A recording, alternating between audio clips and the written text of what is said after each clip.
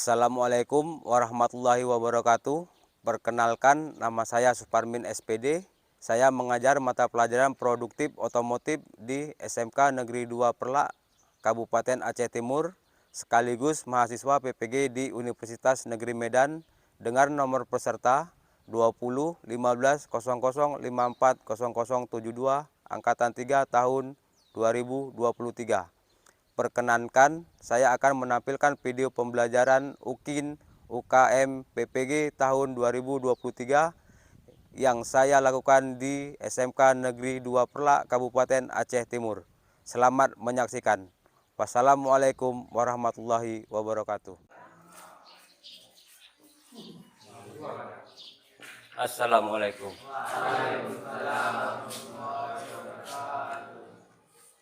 Ketua kelas siap kan?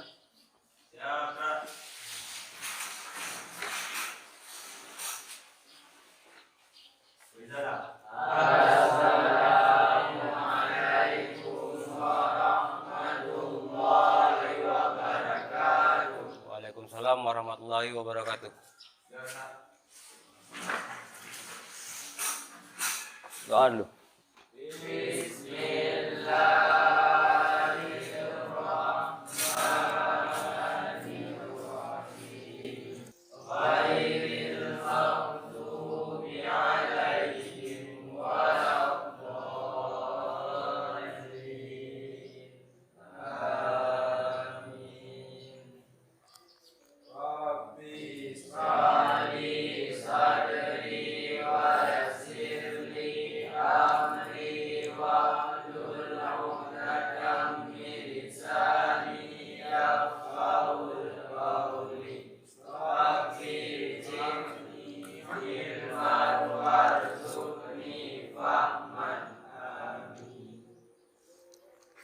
Oke, apa kabar semuanya?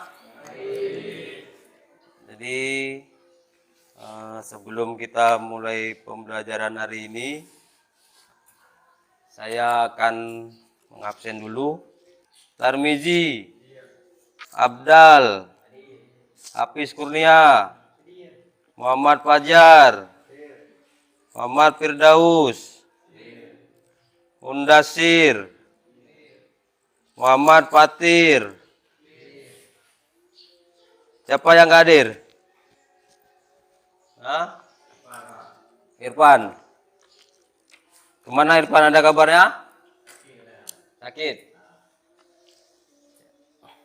Oke, yang lain hadir semua kan? Jadi sebelum kita mulai, Edi, tolong bajunya Edi, dikancing Edi. Jadi ini kenapa bajunya belang-belang? Hah? Tolong yang di belakang bajunya dirapikan, ditengok sampah, kanan kiri kalian ada sampah.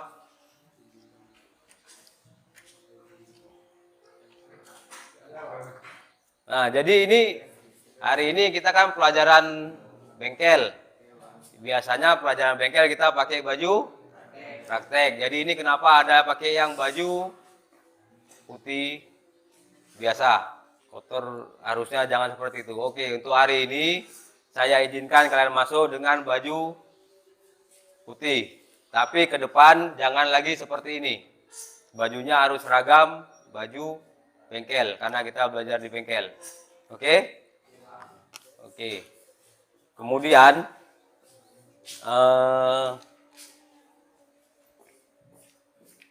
kalian pernah dengar nggak tentang kecelakaan darurat? Jadi sebelum kita cerita, tolong ini di bukunya sebagai referensi kalian.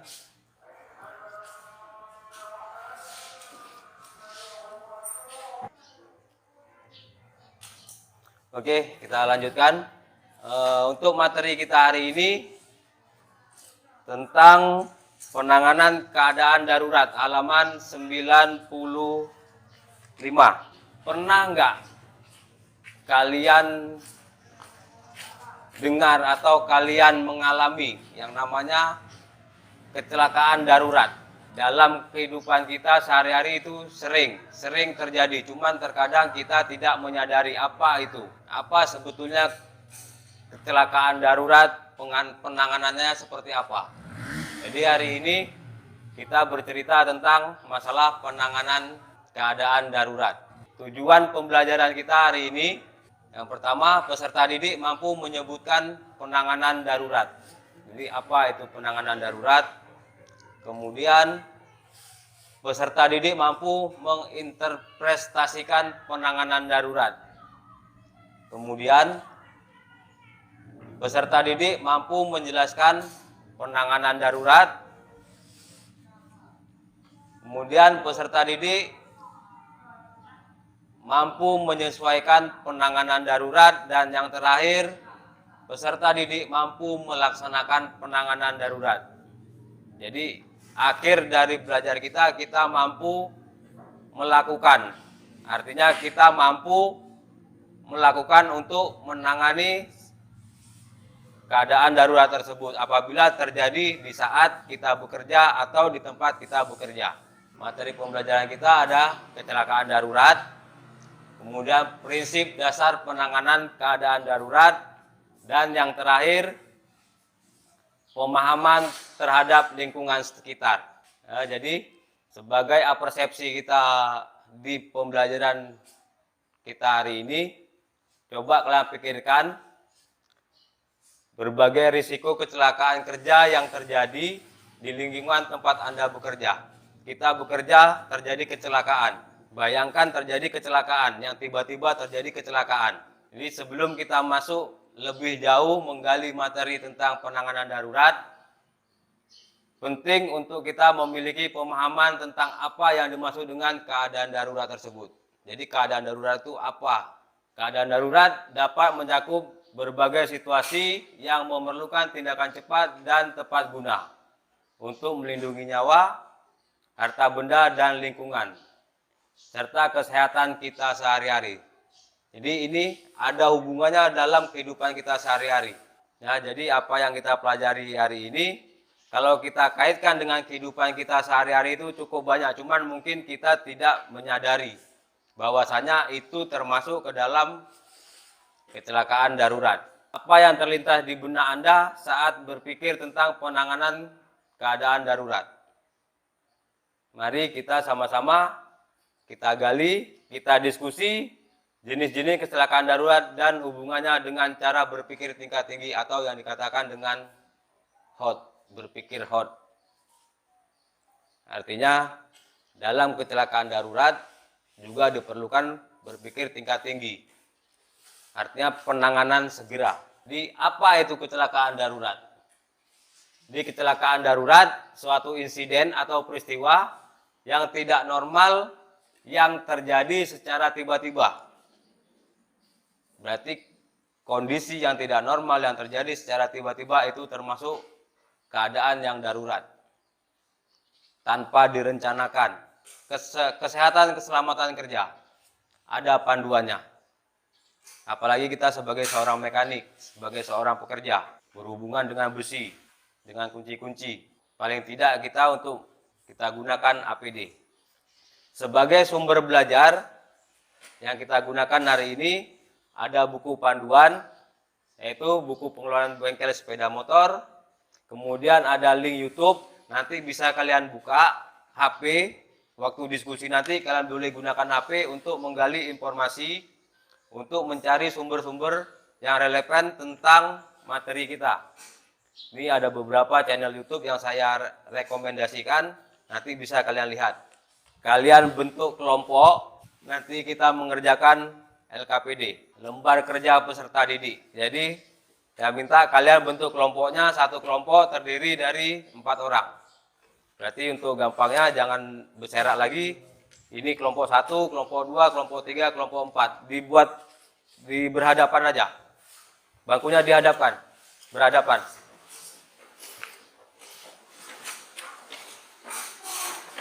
Bangkunya berhadapan.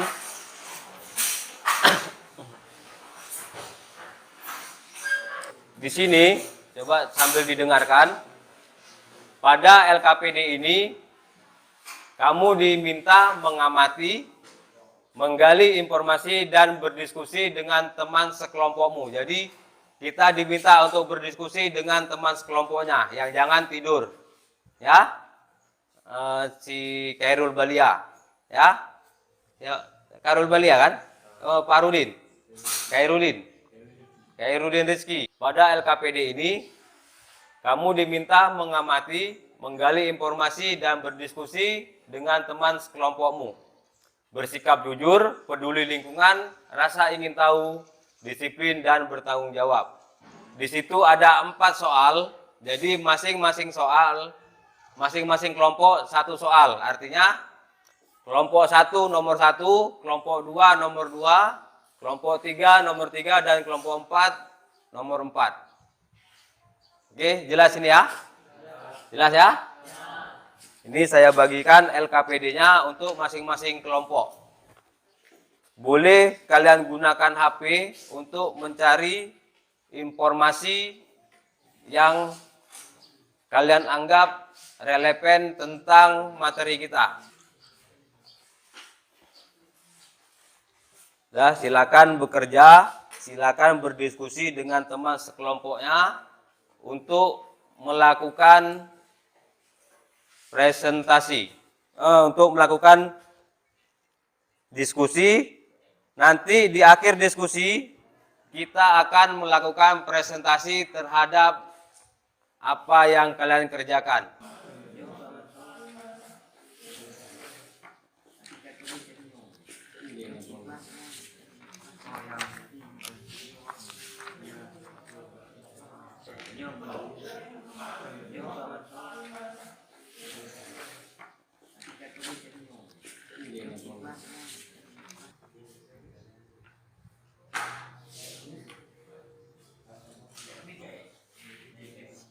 Yang kira-kira kalian anggap penting, kalian tuliskan. Nggak ada yang salah, jangan takut salah, karena semua betul. Yang kira-kira kalian anggap penting, boleh kalian tuliskan.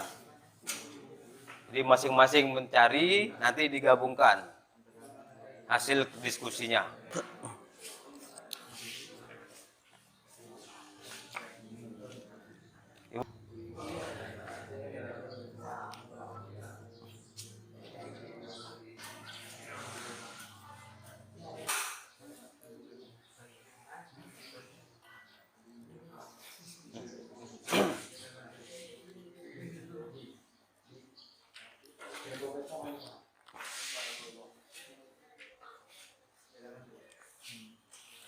Kumpulkan aja, kumpulkan informasi sebanyak-banyaknya. Masing-masing mengumpulkan informasi, kemudian nanti kalian satukan ke dalam kelompok kalian.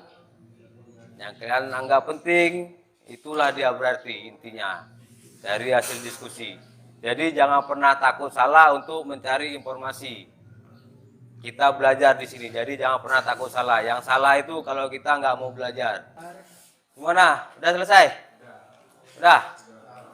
Oke, kalau udah selesai, sekarang kita akan mempresentasikan hasil dari diskusi kalian.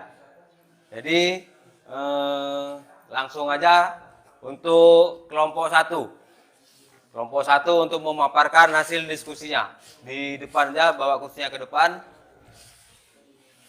Nanti gantian dengan kelompok yang lain.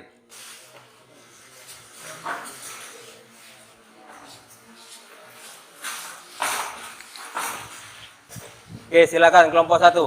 Waktu dan tempat kami persilakan. Assalamualaikum warahmatullahi wabarakatuh. Waalaikumsalam warahmatullahi wabarakatuh. Kami dari kelompok 1 akan mempresentasikan hasil kelompok kami tentang bagaimana kemampuan berpikir kritis dapat diterapkan oleh tim penanganan keadaan darurat dalam menghadapi situasi yang berkembang secara cepat dan kompleks. Kemampuan berpikir kritis merupakan aspek kritis dalam kemampuan adaptasi dan respon tim penanganan keadaan darurat terhadap situasi yang berkembang cepat dan kompleks.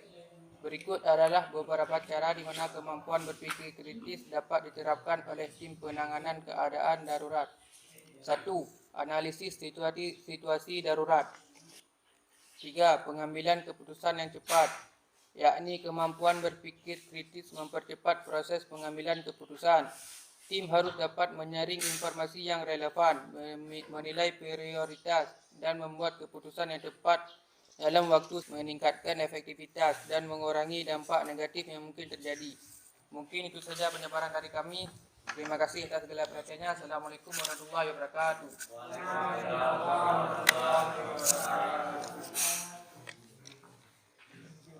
Oke, itu tadi penjabaran dari kelompok 1. Untuk kelompok yang lain mungkin ada pertanyaan atau ada tanggapan atau ada ide atau yang lain, kami persilakan. Saya ada pertanyaan. Ya, silakan. Dalam penanganan keadaan darurat terhadap situasi yang berkembang, tentu ada masalah yang dihadapi. Tolong jelaskan bagaimana mengatasi pemecahan masalah yang kompleks tersebut.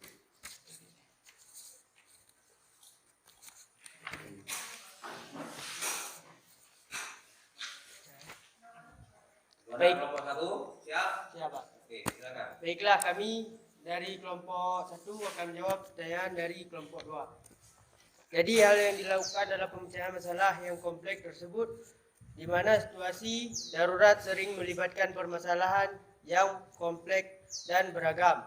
Tim penanganan keadaan darurat perlu mampu menggunakan kemampuan berpikir kritis untuk merinci permasalahan, mengidentifikasi hubungan antar faktor, dan merancang solusi yang kompleks dan efektif. Sekian, mungkin itu saja penjabaran dari kelompok kami. Sekian dan terima kasih. Gimana kelompok 2 tanggapannya?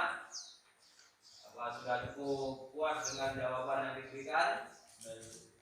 Oke.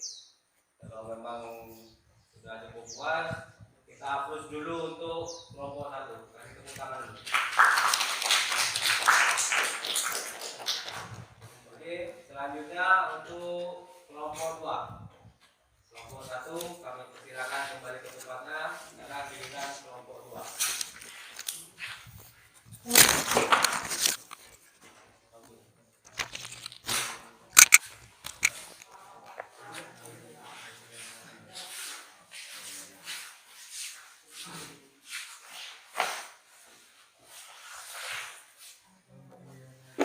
Assalamualaikum warahmatullahi wabarakatuh. Waalaikumsalam warahmatullahi wabarakatuh.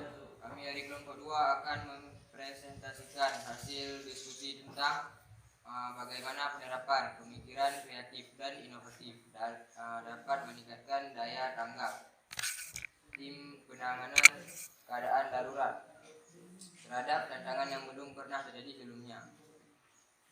Penerapan pemikiran kreatif dan inovatif sangat penting dalam meningkatkan daya tanggap tim penanganan keadaan darurat terhadap tantangan yang belum pernah terjadi sebelumnya. Berikut adalah beberapa cara di mana penerapan pemikiran kreatif dan inovatif dapat memberikan keuntungan signifikan.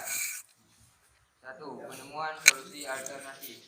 Dalam menghadapi tantangan baru, pemikiran kreatif memungkinkan tim untuk melihat masalah dari berbagai sudut pandang dan menciptakan solusi alternatif yang mungkin tidak terpikirkan sebelumnya. Tantangan yang belum pernah terjadi sebelumnya, menciptakan solusi yang lebih efektif dan mengurangi dampak negatif dari situasi darurat tersebut.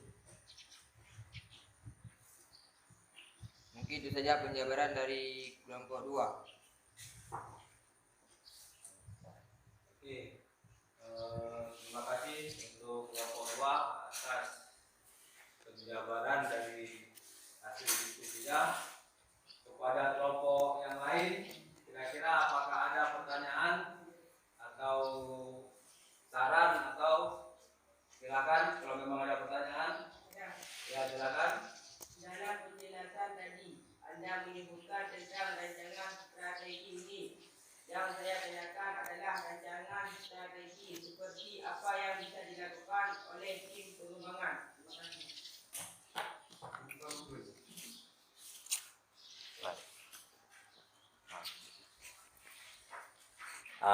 Jadi yang dimaksud di sini yaitu berupa pemikiran kreatif yang memungkinkan tim untuk merancang strategi penanganan keadaan darurat yang unik dan tidak konvensional. Dengan menciptakan pendekatan baru, tim dapat memberikan respon yang lebih efektif dan dapat menyesuaikan strategi mereka dengan keunikan situasi yang hadapi. Mungkin itu saja penjabaran dari kami kelompok 2. Sekian, terima kasih. Gimana kelompok 3, kelompok 1 atau gimana kelompok 1? Apa sudah cukup puas dengan jawabannya? Tuh, oke. Kalau memang sudah cukup, hapus dulu untuk kelompok 2. Oke, kepada kelompok 2 kami persilakan ke tempatnya.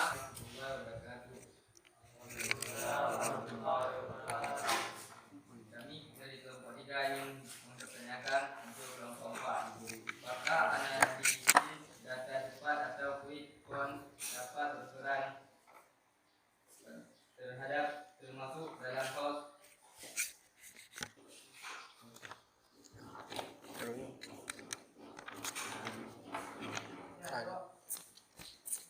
Kami akan menjawab pertanyaan dari kelompok 3. Apakah analisis data cepat atau quick count dapat berperan dan termasuk dalam host?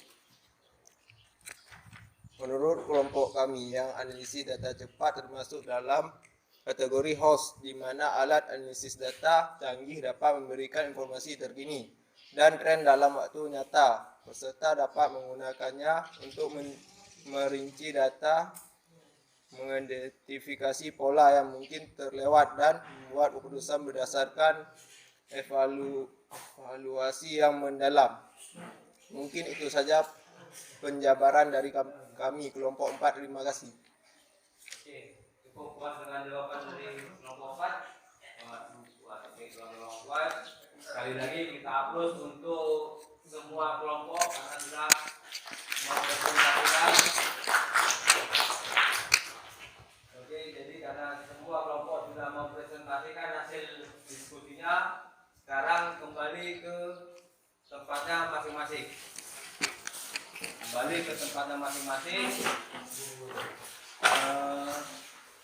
Kursinya disusun seperti semula tadi, seperti masuk pertama tadi.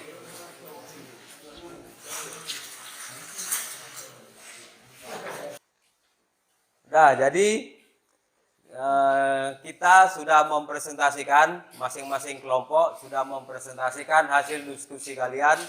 Di situ ada pembahasan masalah gimana menghadapi keadaan darurat oleh tim. Ada tim pengembang, kemudian pemikiran kreatif dan inovatif, kemudian ada berpikir tingkat tinggi, serta real count untuk pengembangan, untuk penanganan masalah keadaan darurat.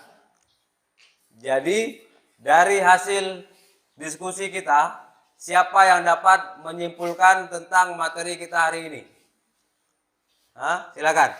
Siapa? Ya, silakan Fatir. Kesimpulan yang kami berikan, dengan menerapkan kemampuan berpikir kritis dapat mengoptimalkan respon terhadap situasi yang berkembang, meningkatkan efektivitas, dan mengurangi dampak negatif yang mungkin terjadi dalam bekerja. Oke, bagus. Aplaus dulu. Yang lain ada? Mungkin ada yang ingin menyimpulkan. Siapa? Silakan. Dengan penerapan pemikiran kreatif dan inovatif dan menciptakan solusi yang lebih efektif dan mengurangi dampak negatif dari situasi darurat tersebut. Ya, jadi itu yang dapat kita simpulkan. Jadi untuk lebih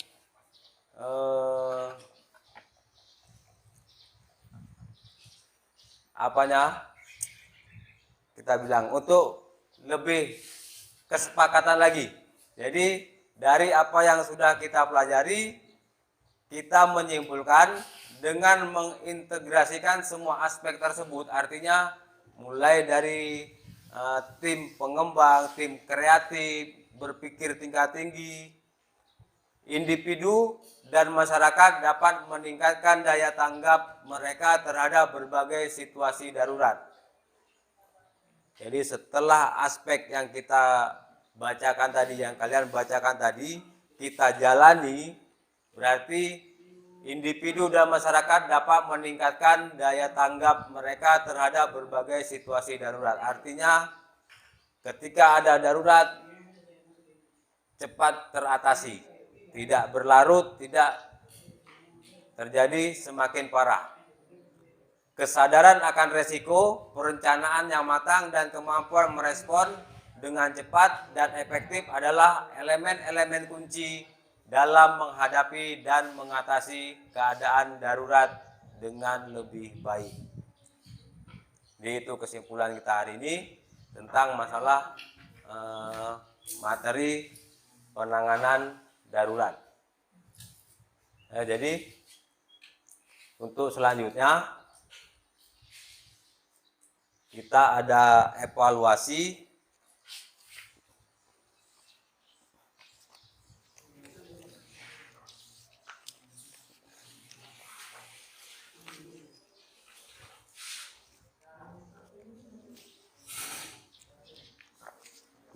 Jadi evaluasi ini dikerjakan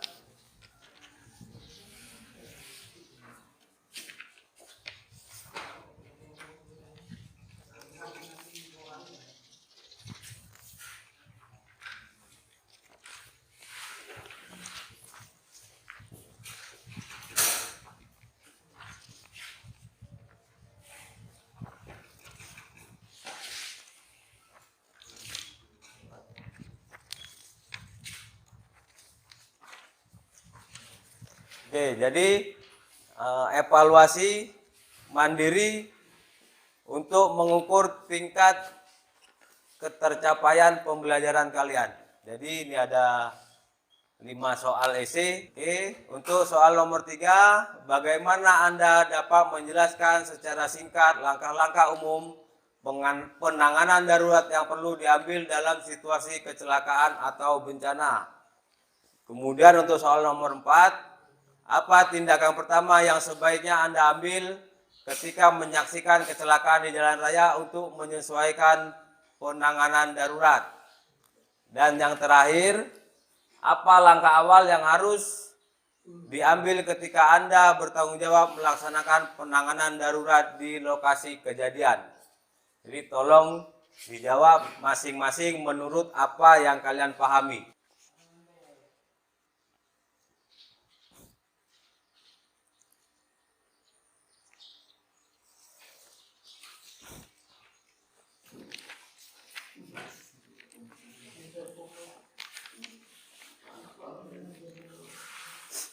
Tolong ketua kelas kumpulkan jawabannya. Kumpulkan.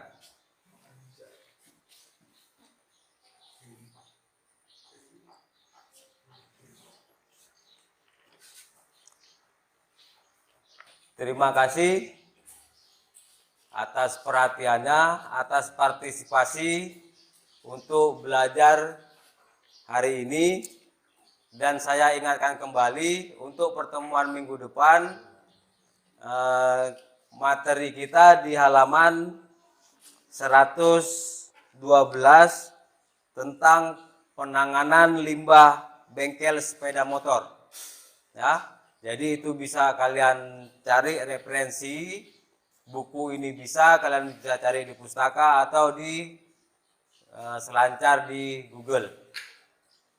Nah, jadi untuk minggu depan, pertemuan minggu depan, saya ingatkan kembali pertemuan kita masalah limbah sepeda motor. Jadi bagaimana penanggulangannya, bagaimana kita memanfaatkan limbah tersebut. Jadi silakan nanti ada waktu luang kalian cari informasi yang berkaitan dengan materi tersebut. Oke. Sebelum saya tutup pembelajaran hari ini, saya ada ingat satu kata-kata. Kalau kalian tidak mau bertahan dengan lelahnya belajar hari ini, maka kalian akan merasakan kebodohan di masa depan.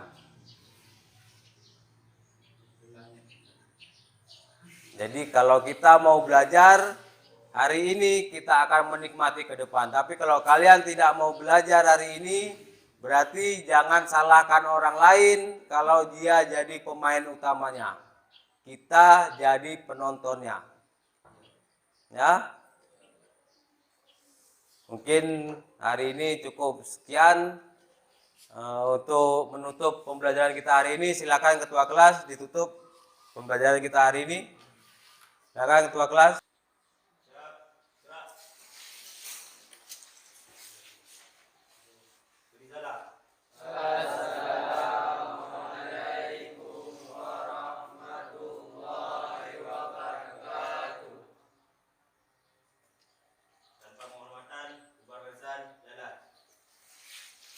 Silakan.